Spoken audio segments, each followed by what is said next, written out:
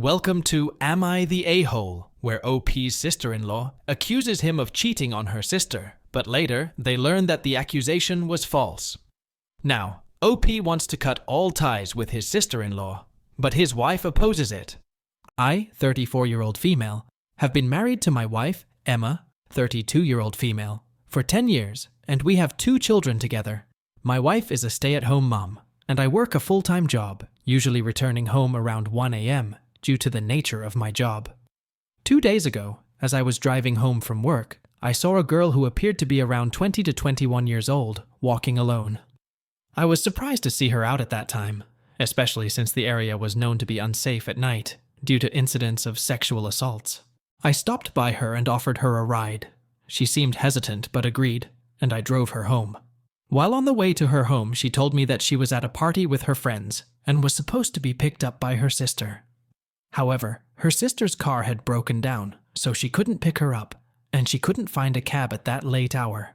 That is why she was walking on foot. I dropped her off at her place and got home. While doing this, I got a little bit late. When I reached home, my wife asked me why I got late. I told her about the girl and how I gave her a lift. My wife told me that I should be careful while giving lifts to people at late night because it might be dangerous for me. It is a good suggestion, so I appreciated it. I did my routine things, and then we went to bed. I didn't think much about driving that girl home because there was nothing to be remembered about it. The next day, while going to work, I saw the same girl, Emily, 21F, on the way. I stopped by her and asked where she was going. She told me that she was going for an interview, and by chance, the place of her interview was the building next to my office. So, I offered her a lift, and she accepted it. I drove her to the office, where she was going for an interview. While going to the office, she told me that she has been between jobs for the last 3 months, and she was searching for a job. She asked for my contact so that I might refer her. I gave her my mobile number, and she shared her resume and portfolio with me. After reaching the office, I received a call from my wife who was upset and asking about the girl in my car when I was on my way to the office. I explained to her that it was the same girl I had given a ride home to the previous night, and I coincidentally ran into her in the morning. So I offered her a lift because she was going to the office next to mine for an interview. Since I was at work, I informed my wife that I would talk to her in the evening and assured her that there was nothing to worry about. When I arrived home in the evening, my wife was bewildered. She accused me of cheating on her. I assured her that I was not cheating and that it was merely a coincidence that I had encountered the same girl twice. She questioned why I had exchanged numbers with her if there was no cheating involved. I explained that the girl was seeking a job and had sent me her resume for assistance. Perplexed as to how my wife found out, I inquired who had informed her. She revealed that it was her sister, my sister-in-law, who told her all this. Basically, my sister-in-law's office is also in the same area as mine, so she saw me dropping her off at the office she was going to. Despite my attempts to calm my wife down, she refused to listen. Tired, I went to bed, telling my wife that I didn't want to argue with her anymore. I regretted sleeping that night without resolving the fight with my wife. When I woke up in the morning, my home had become a battlefield. My sister-in-law and mother-in-law were also there. I was taken aback to see them. I told my wife that we should discuss our issues between ourselves and not involve others. My wife accused me of cheating on her and said she couldn't involve her family in our problems. My sister-in-law, Jennifer, 22-year-old female, claimed I had hugged that girl while dropping her off and insinuated that she was my girlfriend. It was a clear lie, and I asked my sister-in-law to leave my home. This angered my wife, and a heated argument ensued. I told her I wouldn't discuss anything until her mother and sister left, and I told her that there was no need to create drama because our children were also at home. I asked her to check my phone and whatever she wanted, but I was not ready to talk to her sister and mom about our personal matter. Then I left the home. I took our children out, and we returned home in the evening. My sister-in-law and mother-in-law had gone to their home, and my wife's mood was off, but she was not as aggressive as she was when I went out. I told my wife that I am not cheating on her and that I had nothing to do with that girl.